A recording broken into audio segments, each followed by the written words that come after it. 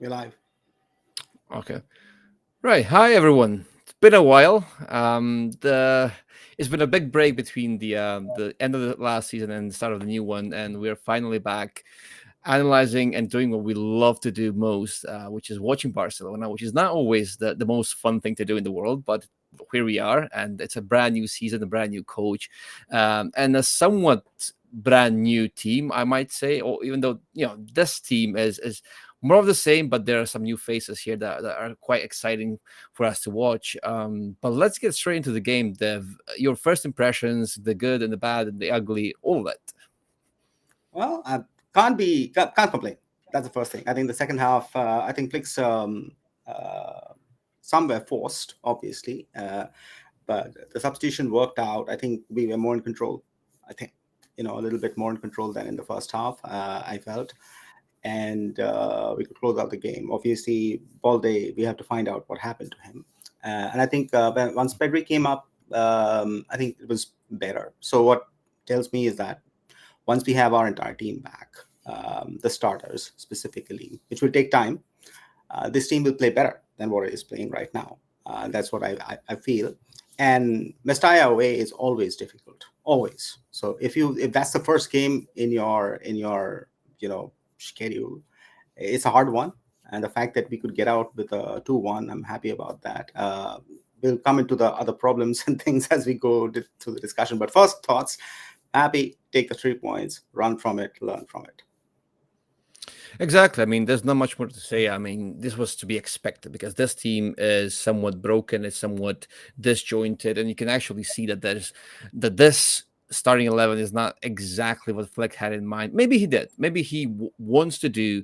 I mean, every Barca coach, every new coach, in fact, comes in and he says, "Okay, I want to use La Masia this season. I want to use the young players. I want to be the coach that will reinstate La Masia as the foundation of Barcelona." But that never happens as you go further deeper into the season because either they're not ready or they're not really bled into the team properly, or injuries creep up and stuff like that. So I'm happy to see this version of Barcelona, but at the same time, I don't think this will be the starting 11 if everyone is fit and everyone is ready to fire. I mean, we have De Jong, we have Gavi, we have Pedri, we have all these players who, in theory, should be coming in and taking away the minutes from the La Masia boys, yes, but they should be the starting players, right, ahead of these boys because we have Bernal, we have Casero, and these players are great. They're exciting. They're new and they're La Masia, so we love it.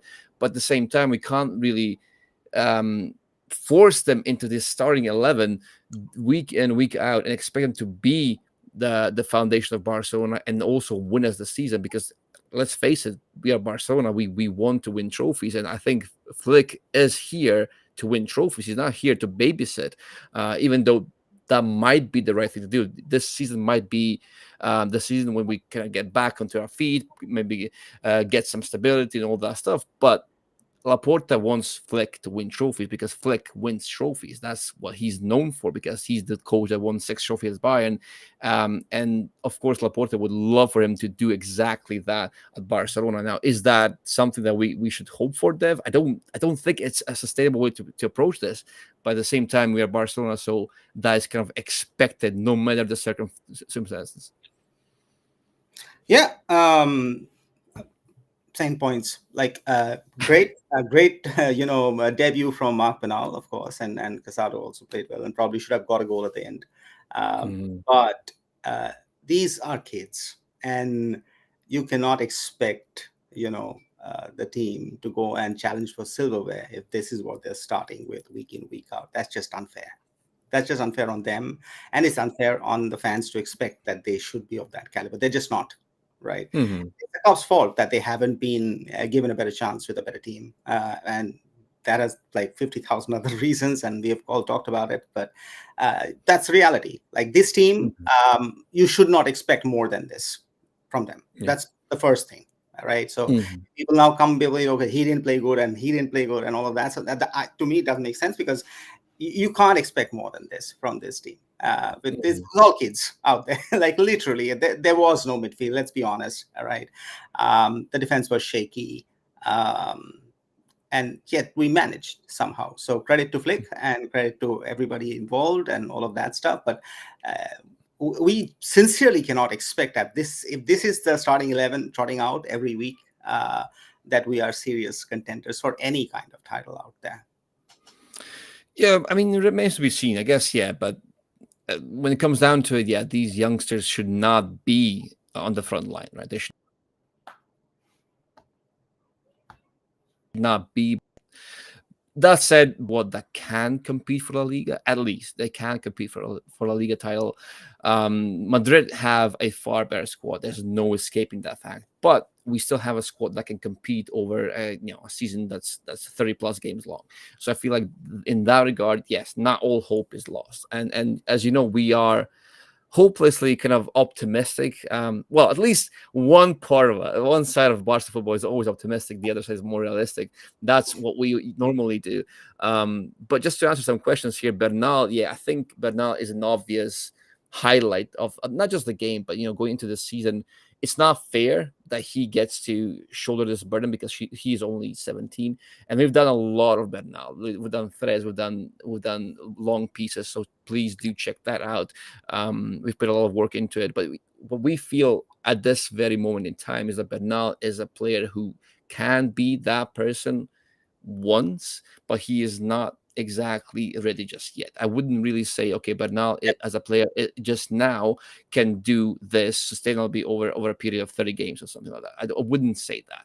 So, but he was great. He was really doing the things that he was meant to be doing, and him and Casero in a double pivot. I think that's the way to go because they kind of Bernal is the more stationary guy who will be in the middle and then the play revolves around him, whereas Casado will revolve around the play. So you have a dynamic part and you have more static part. And that's how it's meant to be in a double pivot, right? They do complement each other really well. So I feel like in that regard, Flick does have a pairing that can be a feature in Barca season, but at the same time, they do neither of them kind of fixes these long distances that we have in midfield, and that was why the play was so rushed because you had Bernal sitting deeper, you had Casero, you had Rafinha higher up, and that just invites verticality because the distances were so long, and the only thing that the back line could actually do was go long into that line of five players because our shape was inviting that verticality, right? And then once you do lose the ball because you don't have sustained pressure, you don't have the recycling ability, then what happens? You don't really have the rest defense behind that front line to cover for all that space. And you have Bernal, who is not physically, he's not really an athlete just yet. He's 17 and he's still growing into his body. So I feel like he might get there, but at the moment he's very slow to turn sometimes, and he's not really a space eater per se. I wouldn't say, although he runs with big strides, he's not really a space eater, I wouldn't say. So I don't think he solves that issue through his physical profile alone. So there is that aspect. But he's also young, so he might grow into his body a bit more and learn how to manipulate his body a bit better. So I think that still, there's still hope for that. But he's not really the profile, that we desperately needed over the summer. He can be on the ball, he can be that. I mean, he understands the play so well, but he's not the physical profile that Flick likes to have next to his distributor, in particular.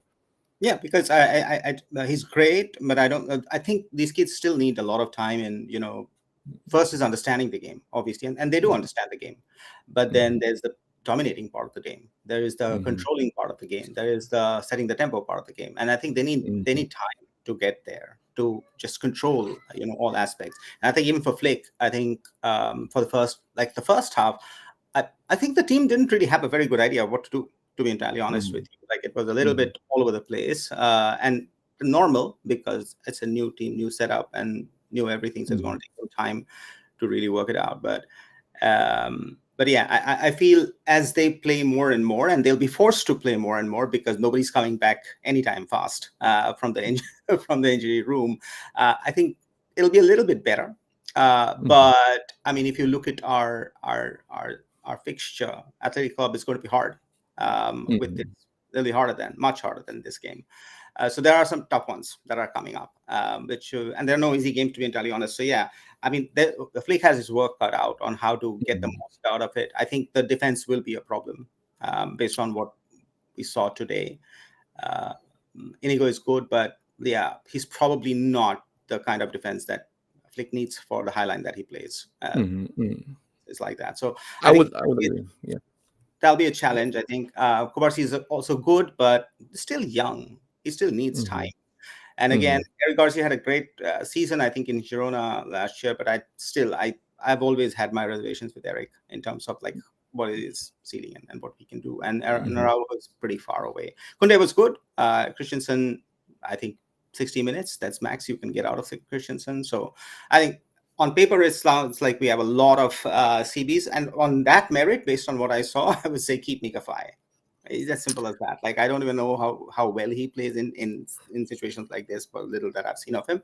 But I would say that if this is the situation, just keep him. That 10 Hmm. million is not going to help us massively in anything. Just Hmm. have an Hmm. extra player in the ranks and so on. Lewandowski was good. I think still the only person I think we depend on for goals and so on. So he scored the 2 goals were nice. Rafinha, Lamal, I think we're also like they provide the service and so on, so that's good. But hopefully they will come into play more. So yeah, lots of things to get into. So how do you want to start? You want to start with coaching, players, position? Where do you want to go? Well, you touched upon the defense, so let's do that. Because the pressing is a one big thing, one big aspect of Flick's overall coaching idea, right? His coaching philosophy. And you and me, we talked about this. Is Flick going to try and replicate Bayern at Barcelona, or is he going to adapt to what Barca currently have? Now, one big part of that adaptation process, let's call it that way, is how he handles the pressing. Because with Lewandowski in the team, starting as the number 9, you can't really press that well, and that's an obvious thing, right? So what you do is you have your press that starts out wide and then collapses in the middle. Why? Because you don't have a focal point in the middle that's pressing, but you have your wingers who need to press instead. So what you do is you push your number 9 who can't really run, and you put the number 9 on the sixes, right, on the midfield, because that way he doesn't have to. Well, in theory, he doesn't have to run as much because he won't be chasing the ball. And from goal kicks, that's fine. Okay, you can have that shape when you kind of collapse from wide and go inside. But then Barca play in such a way that their pressing kind of allowed so much space out wide behind the fullbacks and in those wide pockets where the wingers would kind of attack the space. And that used to be a big problem for Barca, but it's still a big problem under Flick. I mean, so far, what we've seen from game one. And that pressing strategy, it comes, or the flaw actually comes from not having a number 9 that can actually run and press. And under Flick, what you will probably notice throughout the season is that the number 10, that was Rafinha, more or less, number 10 needs to work a lot off the ball. So the number 10 will often direct the press. He will be the one who says, okay, now we're going to collapse from the middle, or now we're going to press from the wide areas. And that used to be Miller for Flick. And now we'll see if that's going to be Olmo, or it's going to be, I don't know, Pedri. Because Barca need an athletic player in that hole directing the press. And that's where I I felt feel it like. was more of, to your point, and I'll let Mhm. you continue, but what I felt was, because I remember us discussing whether he would do, Mhm. reenact Bayern or would it Yeah. be another Xavi, right? I felt the Mhm. first half was more of Xavi than Bayern. Yeah. Yeah. Yeah. It Yeah. was like similar verticality, a little bit of looseness all over the place. And to your point, like the Mhm. 10, the Muller that we need, maybe it's Mhm. only Furman who can possibly come close to that. I mean, Gundo can't do Muller, Pedri Mhm. can't do Muller, and definitely the kids that we had on the ground today, they could not do Miller. Right, so Yeah. I that who's going to lead that press from the 10 position, and Olmo isn't going to be. He's injury prone, so I don't think almost the guy to drive that. So back to you, but I still feel that it will be impossible for him to recreate Bayern. No, yeah, I wouldn't really want him to either.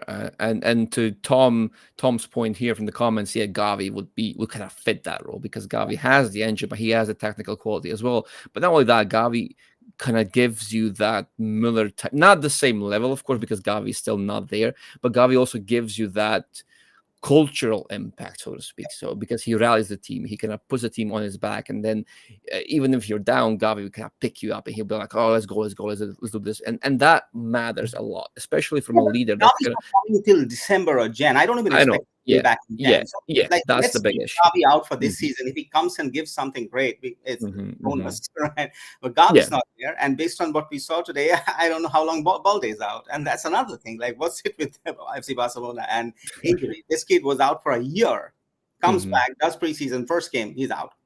Yeah. Now, So. we blame Chubby for his fitness stuff and non-professionalism. Flick is supposed to be very professional, same thing, Hmm. right? Hmm. Um, so I think, yeah, Gavi can lead the press, but Gavi's not there. Guys out there, yeah. Who's Um, there within the existing setup of players is I don't know, to be entirely honest. I don't think. Well, you could theoretically put Casero in that role, or at De Jong, because I mean Casero is not someone who has the frame to cover large spaces, but he is that kind of a player that's constantly on you. He's so active. He doesn't stop running, right? So he is very dynamic. He's kind of, I don't know what the comparison would be. He's like a little bee that kind of keeps, or mosquito that kind of keeps poking you all the time, right? So he won't stop running. He won't stop pestering you as a defensive player, let's put it out. So off the ball, he's kind of like that. He has the energy. He doesn't have the frame. He doesn't have the dueling, perhaps. He doesn't have the legs, or he can't really cover large distances. He won't really be the guy who will track all the way back and then do all that stuff. He can be because does have the work rate, but he just doesn't have the physique, right? So I wouldn't really say that he's the ideal pivot or something like that, but he could be someone to lead the press from the front because theoretically that's kind of, it decreases the space that you need to cover anyway because you start very high and you finish very high. It doesn't you don't have to cover like half the pitch. Fermin could be someone like that. Yeah, I think Fermin could be an option as well because he does have that, but he also He has has a the, physicality. He has a yeah, physicality. yeah, he is. Common can he's like that, right? So he Yeah, can. yeah, Then more again, of an if athlete. you lead Furman into leading the press, can he also occasionally pop in the goal like Muller? He has this ability to score goals, which we have seen, Mhm, mhm, but can he manage both? Right, and yeah. and so that'll be interesting to see. So yeah, defense. I think defense is going to be a huge problem. I wanted to ask you though, with all the Mhm, transfer talk that's happening, and it will still go on for the next 2 weeks. Let's just be honest about it, given the fact that we have no money and we have to desperately sell. Right, so that's basically what's happening out there. Um, Keep Mika 5, sell Mika 5.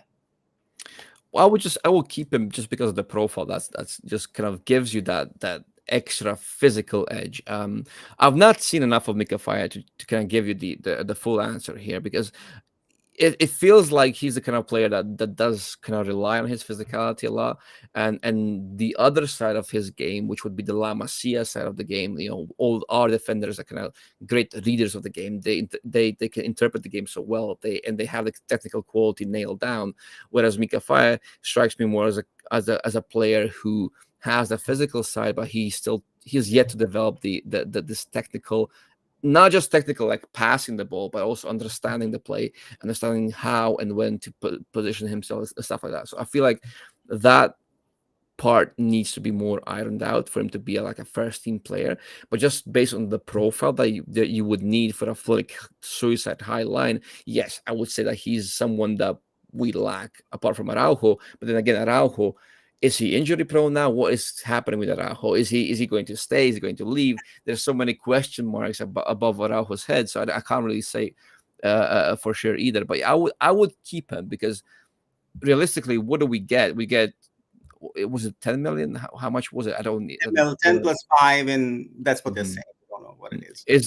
Is that worth it? Is that going to give us something like enough for it to make a difference? I don't know. I'm not really a financial guru. That's more your side, so maybe you can clarify a bit more.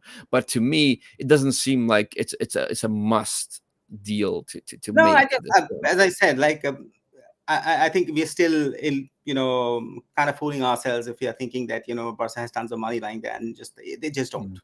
They are Mhm. hopelessly below budget. And that's the reason why our some transfer window has been the way it has been. The club hasn't been honest about it, as simple as that. And Mhm. that's why the sales are happening, or they're desperately trying to offload players. Correct. And Mhm. with all of this, maybe we'll go up and buy another, I don't know, a player or a winger or a left back or a left winger. And how is that going to help? That's not going to help, right? We're not going to Mhm. get the the the defensive midfielder that we needed. It's just out Yeah. of question. The team desperately needs one. Correct. So, Uh, I think given that, right? This 10 million is not going to solve any of our problems. Any. Hmm. Like, let's just assume that this is the team that we are going in with the season and have very minimum expectations to start with. And if we do Yeah. that, I think keeping is I would keep, given the situation what I saw today, because I don't know how much I can, like with again, as I said, Inigo is injury prone, number one, and he's not suited for that high line. Hmm. Kubarsi and Garcia are good, but they're kids, still kids, right? You don't have that imposing figure in defense to say, okay, I'm marshaling the high line. Hmm. I'm calling the shots. You just don't have that person right now, right, in the defense. So that's going to be a huge problem. So I would keep, right, even if it's terrible, even like it's something better than nothing, right? Hmm. Tomorrow, Inigo, Hmm. goes injured. What happens? And it can Yeah. happen. So it's like a second, and that's it. Done. 6 weeks out. Correct. Uh, Who yeah. takes him? Like somebody said, Alex Valle. Yeah, sure, but he's again a kid. All of them are Yeah. kids. Like, which one do you pick up over whom? So yeah, it's going to be. So to me, I would keep. But okay, let's keep moving on. Um, Midfield. I think Hmm. for the upcoming whatever, I don't know how much time it will be. Casado, Bernal, Pedri, Hmm. and maybe Gundogan, but we don't know. Is Gundogan actually there or not there? Is he gone? Hmm. I'm very much expecting tomorrow morning to see he's leaving or whatever, Hmm. something like that. Could So, happen. Yeah. so how do you feel about midfield, and what should Flick do? Well, a double pivot is definitely the way to go at this moment because just we don't have that single pivot profile, and I feel like people are still putting too much emphasis on that holy grail, the one player in midfield that will solve all of our issues. I don't think that happens. If you put someone like Onana, who's been very closely watched by Barca fans. For a while now, if you put someone like him in this midfield, okay, yes, he will patch up a couple of holes with his physicality and his frame and his running and all that work rate. Yes, he will fix something, but he will just it's more about masking the flaws rather than fixing them because the problems are more structural than they are the individual. Because if you have just a one player covering that large area behind the attacking unit, it's not going to end well, no matter if that player is Bernal or Onana. So I feel like okay, yes, Onana might um, mitigate some of the damage, but he won't like fix it all outright. So that's kind of how I see it. This is the Barca have issues that need to be fixed structurally, not really, not through individual players, right? So that's how I see it. And to be fair to Flick, he did kind of react in time because for the first opening, I don't know how many minutes, we saw Casado very high, but then he instructed Casado to drop deeper next to Bernal, and that kind of gave Barca a bit more control. It was still vertical, to be fair, but it gave them more control because suddenly Bernal had more options next to him. They could combine, they could retain the ball better, and then you don't have to force the long balls and the verticality forward because you have more options to kind of steadily build up instead of just going for a single pass over the top or something like that. So I feel like Flick does have a bit more knowledge or experience than Xavi, for example, to tackle these issues, and that gives me hope that he might, be more of a problem fixer on the spot. Yeah, perhaps, maybe we'll see. It's been one game, so we can't really tell just now, but in that sense, they are very similar. Both Flick and Xavi kind of ignore the midfield dynamics in favor of Yeah, of faster attacks, exploiting space, identify the space, exploit the space. That was what Xavi was, and that's what Flick is as well. He kind of ignores the whole midfield balance and dynamics in favor of that. And I don't like that for a Barca team because the Barca team should be built based on the profiles that we have, should be built on those midfield dynamics. It shouldn't ignore it. So that's the big issue. So there's still a lot that he needs to tinker with. yeah, Um, and theoretically, if De Jong does come back and he's healthy, he actually plays for Barca this season. I mean, in theory, he should be a big part because I feel like Flick will love De Jong. He will absolutely love what he brings to the table. So if that happens and De Jong is a part of the squad and he's fit and he can play, I feel like he will still have a prominent role. yeah. I And think I Flick know, is somebody to drive the ball up. Like that was not yeah, happening today at all. Like at least he can take the ball and run. mhm, Whether he can yeah. do something else or not, that's beside the point. We have debated endlessly about that. But I think De Jong brings that. But again, we don't know whether De Mhm. Jong's actually going to play or not, or when he's Mhm. coming back. It's all mysterious. Everything's Mhm. it's like I know. crazy. Nobody That's true. knows what has happened to him. So till De Jong comes back, though, right? Because that's Mhm. let's assume that's about a month away or 2 months. Who knows, right? Um, Mhm. is this what we are going to see, and should we be mentally prepared that okay, we've got to really tweak the defense to manage the shortcomings in the midfield or the verticality that Flick wants, or what have you? I mean, likely, yeah, because I mean, Pedri when he came on, he does change the game, and you can see that he's kind of a cut above the rest. He really is. There's no escaping the fact that Pedri is, we know he is world class, and he is. Now, is Pedri ready to play that much? Is he going to be the starter for this Barca team? I don't know. I don't even know if he should be. And if he is, he probably won't play full games. So we have to get ready mentally for kids playing a lot this season, especially if De Jong is not fit, if Gavi is not fit. So Fermin, Bernal, Casado, I would assume they will have big roles in this God side. And I forbid think if they get injured, because then we mm, have nothing left. exactly, yeah, that would be that would be a disaster. But yeah, that's what also why I feel like Flick is pushing Rafinha into this midfield role because that way he's kind of saying, okay, I have Rafinha in this midfield instead of one of the youngsters because I don't want to have all the youngsters on the pitch at the same time. Which it's fair enough. I don't like Rafinha essentially that much. I still don't. I feel like he does give you something, but when you're in the settled phase of possession, when you're trying to pin the opposition back, I just don't think that he offers you as much in those pockets. Um, I feel like his best threat making is starting wide, cutting in, running at you, and then shooting. I feel like that's what he does. His ball striking is put to best use in those situations and not when he's in a kind of static position Yeah. and you have the opposition pinned down. He won't really turn a player and maneuver through those pockets and then do something. I don't think he's that player. So kind of when you have to retain the ball, recycle the ball, and do it quickly in tight pockets in these congested spaces. I don't think he's that guy. So it's a big drawback, but at the same time, he does give you a bit of energy from that midfield, which we talked about. Flick needs that from his midfielders, so I guess he does bring that to the table. We'll see. It's a lesser evil, I guess. Let's pick up some of Hmm? the comments. I think Vanley says he doesn't like the shape and tempo. We also don't like the shape and tempo. There is no shape and there is no tempo. It's all rare. So that's okay. But the question is, Dom, uh, can Flick actually have a shape? Because given the kind of profiles that like you face a well drilled Hetafe, a well Mm, drilled Athletic, a well mhm, drilled, all these teams that we are going to face, right? They are going to come at us like hard, mhm. right? And I don't think we have the skill set right now within these kids to manage that. They can be reactive and control it to the extent, which is what we saw to a large extent today. But to manage a Mhm. shape, you've got to like literally have a lot of control around what you want to play and be able to Yeah, dominate those spaces. I don't think that's going to happen anytime soon. That's just my point, but would love your point of view.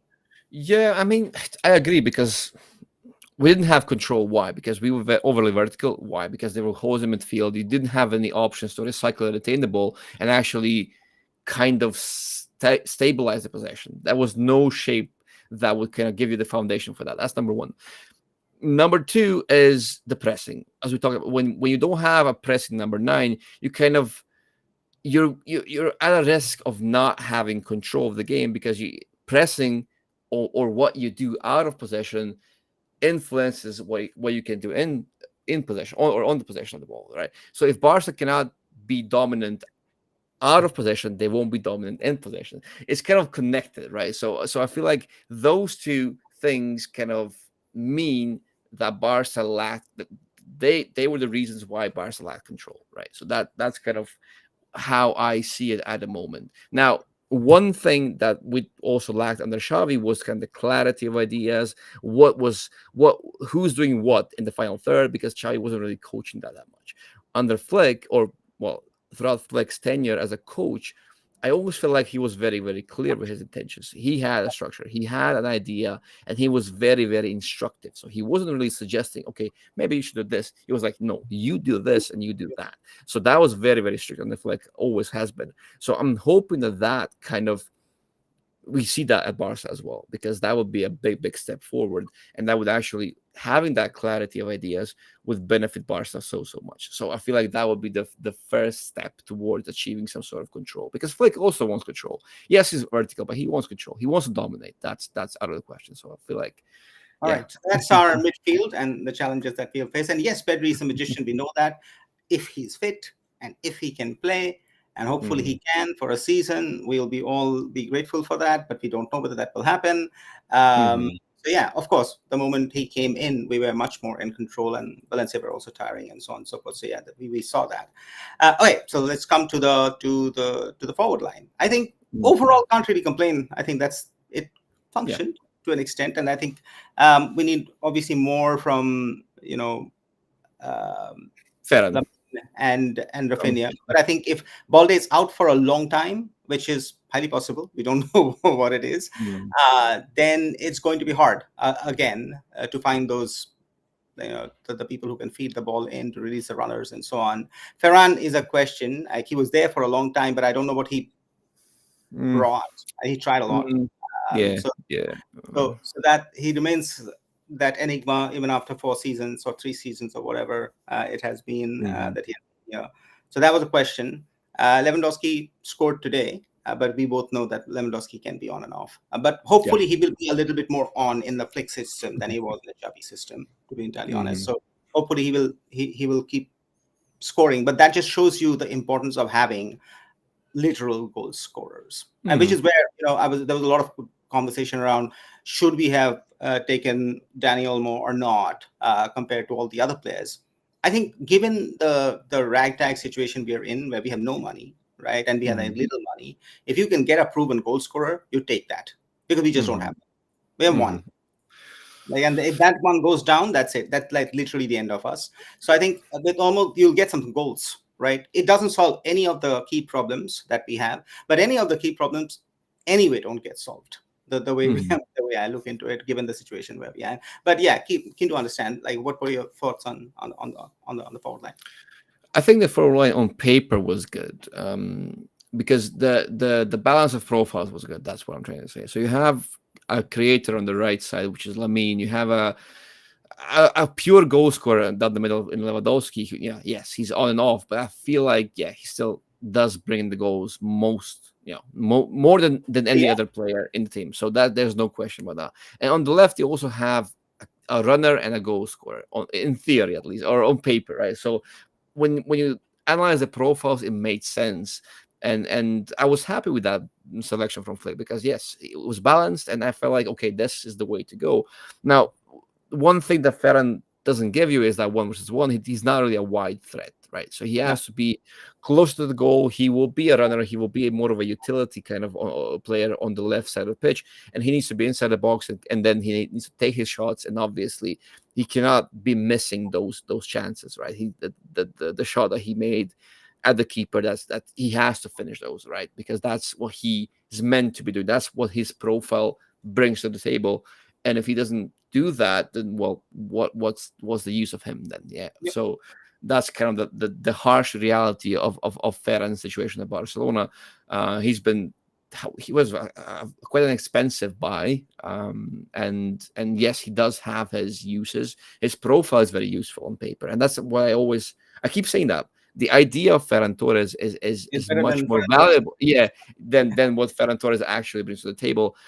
But it's also he's more effective as a sub than he is as a starter. That's also something that we have to notice, and there is some psychology involved into that. And there might be more than just psychology. I don't know, but it feels to me that he is more of a impact sub than he is a Yeah, starter material. So once Olmo comes in, I think Ferran will drop out, and then you have Olmo on that left wing, and I think Olmo himself would do a pretty good job in that role, because he's someone who has excellent attacking instincts. He's not really a volume goal scorer. He doesn't score like 10, 15, 20 goals no, per season, but he could get there potentially under Flick if the whole structure is much better. So we'll see.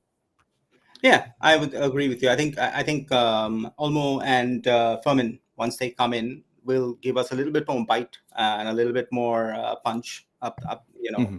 from from that perspective. So hopefully we'll get to see them. But overall, I think the glaring takeaways from me for today's game is that for some time our defense is going to be challenging based on what we saw, Mhm. and our midfield is going to be challenging based on what I saw. Not because they're bad kids, like Mark Panal had a great Mhm. game and Casado Yeah. had a great game, but Yeah. they're just not there. Like you cannot expect them to do what Busquets was doing or what Xavi Iniesta and all that's just it's just Mhm. wrong of us to expect that. They're doing the best that they can, Yeah. but with that you can't expect championships and leagues to be won at this level, right? So I think that's we as fans we've got to be very very mindful of that on how much pressure we are putting those kids under. Correct. So Mhm. I think that's going to stay and structure. I think Flick probably needs to work on what structure he wants to give the team if this is his reality, right? And I Mhm. still think it needs time to work it out. Lucky we got the first 3 points. I would take that happily, super happily, because Mestalla, even with the best of teams, can go very bad, and we have seen that Absolutely. many Mhm. many times. Even with the Messis of the world, we have seen Mestalla can be hard, real hard. So take the 3 points and run with it. Very happy. Very at least it gives a positive sentiment, because I'm worried if we had lost today, the atmosphere would have just caved in with the noise that is around the club right now. So hopefully that will give Flick a little time to build whatever he's building, and hopefully I don't know what will happen in the Mhm. transfer window in the next couple of weeks, but frankly, if you ask me, there are no great players to buy anymore in the market for which we should be running after. As simple as Mhm. that. We keep what we have and we just go with it and say, okay, it is what it is. Just go with it, because selling more to buy another player who's not going to Yeah. deliver anything, it just I don't know what sense it makes, because that will have more salaries, this and that, so many Yeah. issues. So I just don't think we win in by doing this, like bringing another $60 million whatever for a Mhm. right winger or what have you. Which player are we going to build? Like a Leao will make a difference. Will we get a Leao? We're not going to get a Leao. So what's the Whatever. point? Right. Exactly. Same thing in defensive midfield, right? Where are the players? Maybe Mhm. Merino was one. He's gone, right? So who are we getting for that price? So even in defense, like who are we getting? Even in forward line, is there anybody left? Right, Sorloth, Jobbik, the obvious ones, they're gone. So who Mhm. are we going with as a hitman?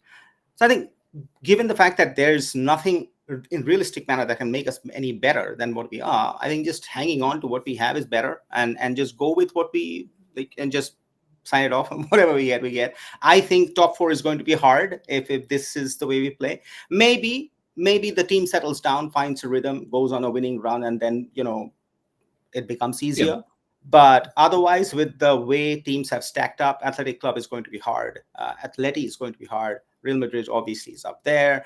I think we'll find it hard to hold on to top four by the end of the year. Hopefully, the players come back on time, and if they do, then yes, it becomes much more easier. Over to you. Yeah, exactly. No. I agree. I agree. I mean, it's going to be a struggle this season. There's no question about that. But yes, I would agree on the transfer point. That's the big thing, and I think Barca should have done this a couple of years ago already. I mean, just try and get your finances sorted and get the wages done and get the contracts done.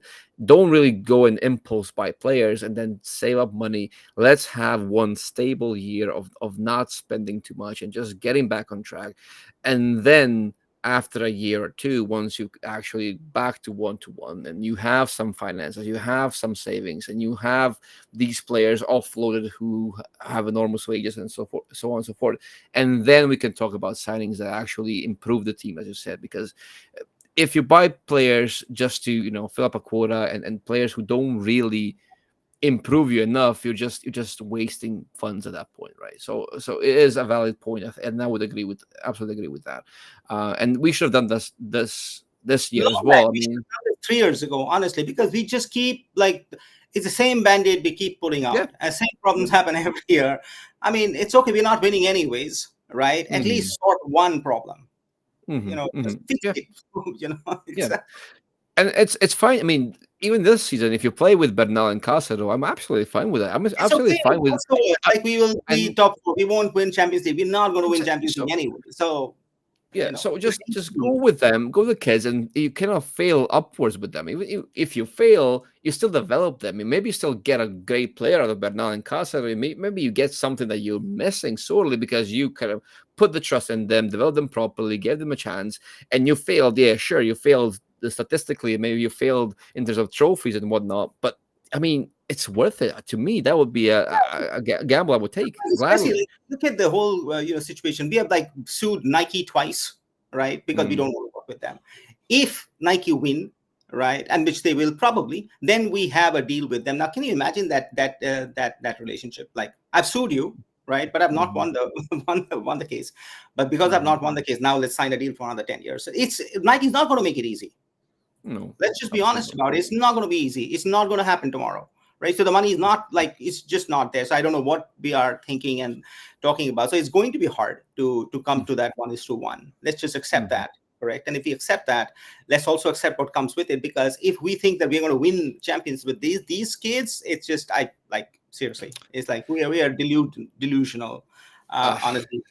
So I think yeah, 1 or 2 seasons, if that's one or two, because we've been saying 1 or 2 seasons from 2019, right? mhm, So now it's been become 6 seasons, correct, and so on. mhm, So maybe it's more, and that's okay. But what I dislike is, this people should be honest about it. The board can come and say, you know what, this is our situation. We can't do much more than this. Please, as mhm, fans, accept this. This is what we're trying to fix, and people would actually understand that.